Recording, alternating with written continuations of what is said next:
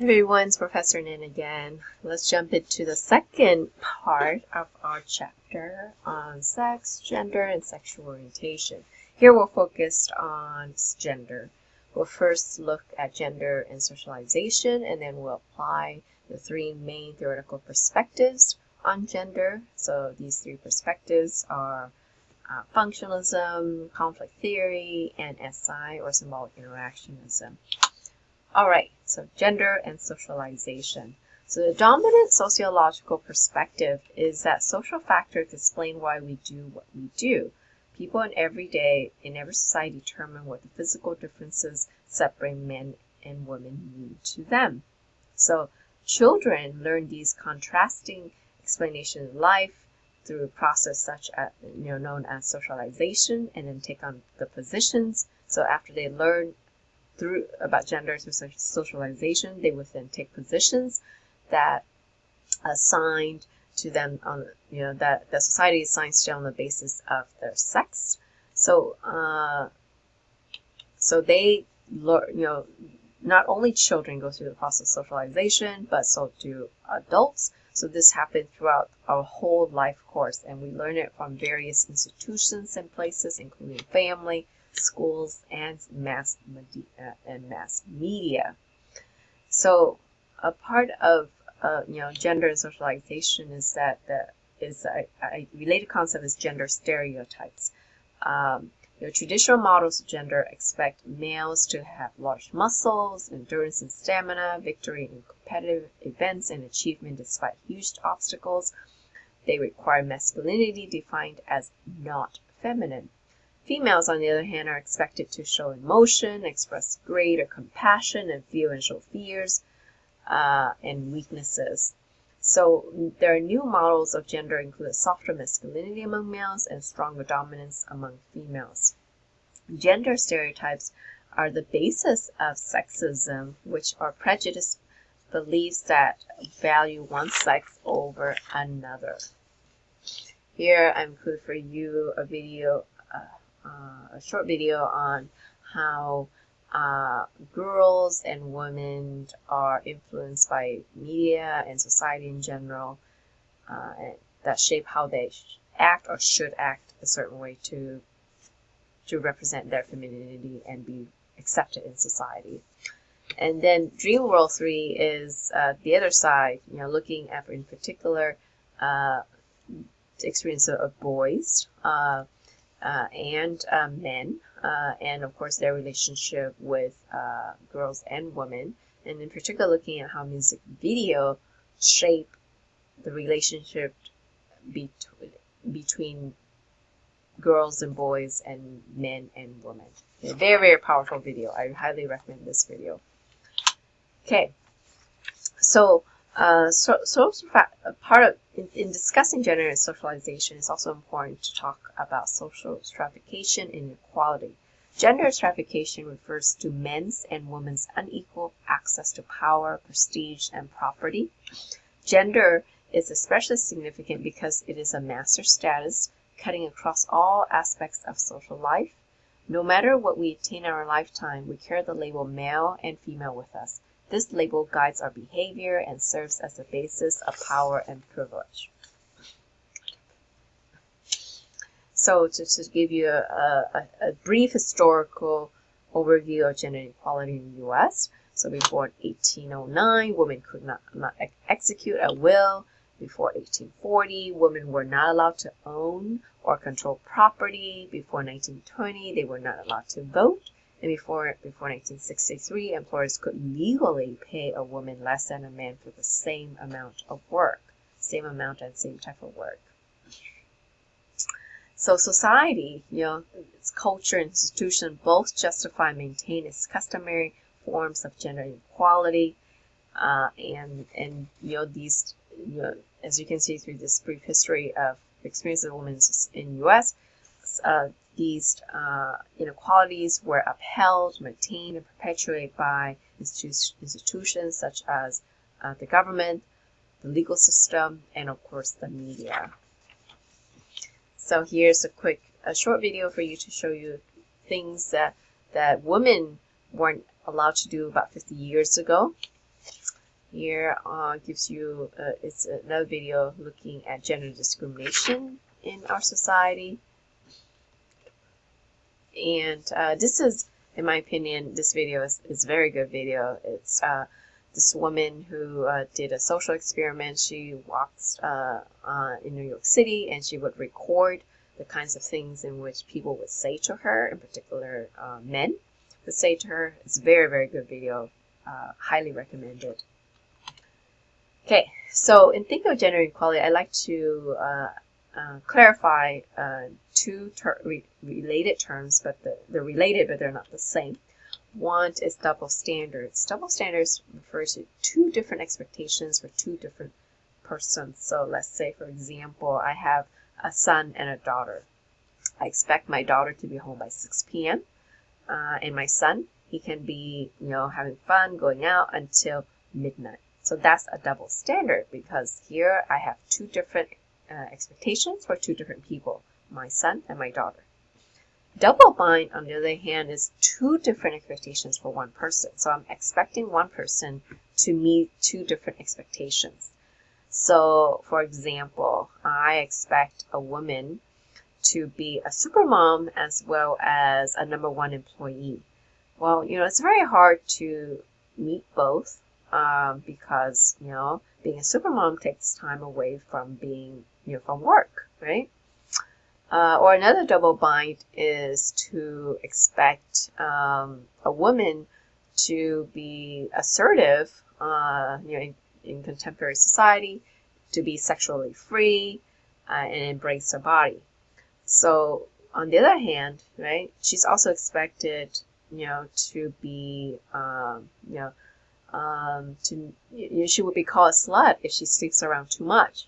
But if she doesn't sleep around, then she's a prude, right? So again, as you can see, she's expected to be free and embrace her body. So so what that means is she can do whatever she wants to her body. That means she wants to sleep with other people. That's fine. But at the same time, if she does that, she can be seen as a slut. But if she doesn't do that, then she's a prude. So anyways, you see, that's confusing, right? So that's a double bind for you, not a double standard. It's double bind, two different expectations for one person. Okay, here I'd like to share with you two videos that are related. They're connected. You have to watch the two videos to understand. So it's a very, very, very funny video. So I really like them. So the first one looking at the experience of a man. This is real life interview, by the way. And then the next video is a parody of that video that you just watched, this one. So the second one is a parody, but looking at if the interviewee were a woman, what would be the expectations of her and the struggles she would go through. So here you see clearly a double bind. For her experience, right, she's expecting to be a super mom, but also be very good at her job as well. And in this case, being interviewed for her expertise on North Korea. Okay. So, when in discussing social stratification and inequality in the U.S., it's very important to recognize the unequal employment status of women in the U.S. workforce. So as you may know, increasingly there's a growing number of women who work outside the home for wages. Today, nearly one in every 2 women is employed. However, men usually earn more than women, even when their educational achievement is the same. U.S. women who work full-time average only 68% of what men are paid. So there's a huge pay gap here. So researchers also found that half of the gender pay gap is due to women choosing lower paying careers. The other half is due to gender discrimination and the child penalty, which is when women missing out on work experience while they care for their children. So there's this experience of the glass ceiling that many women experience. Glass ceiling describes an invisible barrier that women face in trying to reach the executive suites. Women at the workplace often also experienced sexual harassment. So up until the 1970s, women did not draw a connection between unwanted sexual advances on the job and their subordinate positions at work. As women began to discuss the problem, they named it sexual harassment and came to see such unwanted sexual advances by men in powerful positions as a structural problem. The change in perception resulted in reinterpreting women's experiences and giving them a name. The meaning of the term is vague. Court cases are the basis for determining what is and what is not sexual harassment. Sexual harassment is an abuse of power that is structured into relationship inequality in the workplace. So here I'm including video for you to show you the experience, what would happen if men were treated like women in the office. So in response to patriarchy, the feminist philosophy was developed. Feminism is the belief that women should be politically, economically, and socially equal, and that gender stratification must be met with organized resistance. Feminists further believe that biology is not destiny and that stratification by gender is wrong. So, So males did not willingly surrender their privileges. Rather, greater political rights for women resulted from a prolonged and bitter struggle waged by a first wave of feminists in the 19th and earliest centuries. Here they were mainly focused on the suffrage movement. So after 1920, in the achievement of suffrage for women, the movement dissolved. And then the second wave of feminism began in the 1960s as more women gained an education and began to work outside the home. They compare their wages and working conditions to those of men. As awareness of gender equalities grew, protests and struggle emerged. The goals of the second wave of feminism are broad, from changing work roles to changing policies on violence against them. The third wave of feminism is now emerging. So three main aspects are apparent. The first is a greater focus on women in least industrializations. Second is a criticism of the values that dominate work and society. And the third is the removal of barriers to women's love and sexual pleasure. While women enjoy more rights today, gender inequality still continues to play a central role in social life. So here is a short video for you. It's a very good video. It's a call to men to stand up and be a feminist and support the causes of gender equality. And this is a short video, interview of female politicians who have been able to break through the glass ceiling. So now let's look at the let's apply the three main theoretical perspectives on gender. Let's look at structural functionalism or functionalism. Functionalists argue that gender roles are functional for family life and for society, in part because gender roles provide stability, effectiveness, and cooperation among the members in order to achieve the goals of the family, which includes having children, taking care of the children, taking care of the elderly, providing emotional support for each other. So, gender roles, according to functionalism, are good because not everyone can do everything, and certain people are good at certain things. So, according to this perspective, different members of the family have to rely on each other, cooperate with each other, and take on the certain roles that they are most effective and most efficient in. For example, for the women, that might be taking care of children, and for the men, it might be working outside the home. Okay. Conflict theory, on the other hand, does not agree with structural functionalism. They argue that there needs to be a focus on competition, on recognizing conflict between men and women, even with the context of a family. These two groups are competing for scarce resources, and in this case, the men in a patriarchal society have a dominant positions. So the men are able to have greater access to privileges, wealth, and other resources, and women certainly have much less access to those things in society.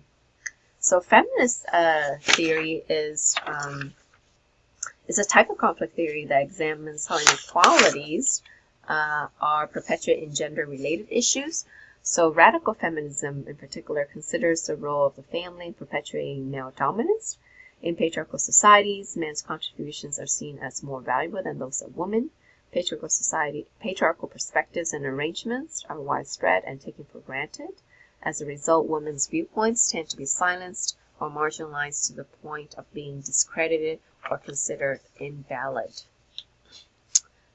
Here I'm sharing with you a video by an advertisement by Dove. It's a campaign that they have. The campaign is called Choose Beautiful. And on the surface, it seems like a very good ad, very good campaign, because it's it's showing how women should choose to be beautiful, right? Again, it seems very, very good on the surface, but when you analyze this through the feminist perspective, you see that actually this ad is actually quite bad. So first, for at least two reasons. First of all, the idea that it is in women's hands to decide whether or not they're beautiful is absurd and overly individualist notion, because it ignores the fact that beauty standards are socially constructed, which I hope you've gathered by now. So they don't get to decide what beauty is. Society does, the media does, the family does, the diet industry does, right? They themselves don't get to choose. So again, institution society does. Second, this ad is problematic because it's quite sexist, right? It perpetuates sexism because inherent in this message, in this campaign, is that woman's identity is on the basis of being beautiful, that their self-esteem is based on being beautiful, right? And that they should spend money buying Dove in order to feel beautiful. So can you imagine, there being a campaign that says choose handsome for men, right? I mean, we have choose beautiful for women. Why not have choose handsome for men? Why don't we have that, right? So again, right, this ad is trying to perpetuate this idea that beautiful is associated with being a woman or being a girl, right? So if Dove is truly trying to debunk this idea that women are beautiful regardless, or if they want to, really their intention is to boost women's self-esteem, why can't their campaign be about something like choose strength or choose confidence or choose contentment, right? So why do they have to say choose beautiful, right? Why are they perpetuating this sexist idea that women's self-esteem, self-worth is based on their beauty rather than their other things, such as their strength, their talent, their own success with their career, for example.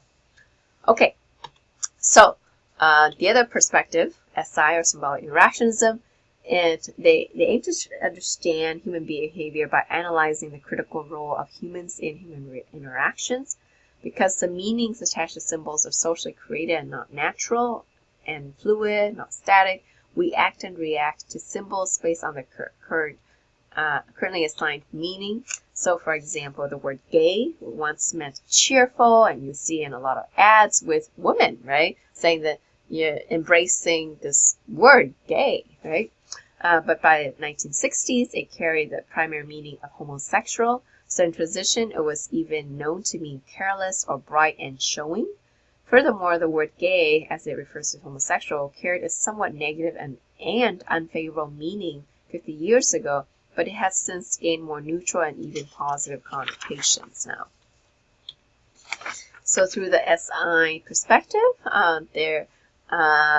they analyze, for example, doing gender, which is when people perform tasks or possess characteristics based on the gender role assigned to them. This notion is based on the work of West and Zimmerman. So whether we're expressing our masculinity and femininity, West and Zimmerman argue that we're always doing gender. Thus, gender is something we do or perform, not something we are. In other words, both gender and sexuality are socially constructed. The social construction of sexuality refers to the way in which socially created definitions about the cultural appropriateness of sex-linked behavior shape the way people see and experience sexuality. This is in marked contrast to theories of sex, gender, and sexuality that link male and female to female behavior to biological determinism, or the belief that men and women behave differently due to differences in their biology. So just to show you, what would through lens of SI would look at, right? So they would look at, for example, another way is, how boys and girls are socialized to perform their gender through the way they dress. So as you can see here, at one point there were actually dresses for boys, and also heels. Men used to wear heels. In fact, not just any men, but wealthy and powerful men, could afford heels. And as you can see in this painting here, here's a king of England showing off his legs and his heels, right? So now we may associate this posture with being feminine, being sexy on a woman's body, but just so you know, this at one point was performed, performed genderly by men. All right, so that concludes the second part of our chapter. So I'll stop here before going to the third section.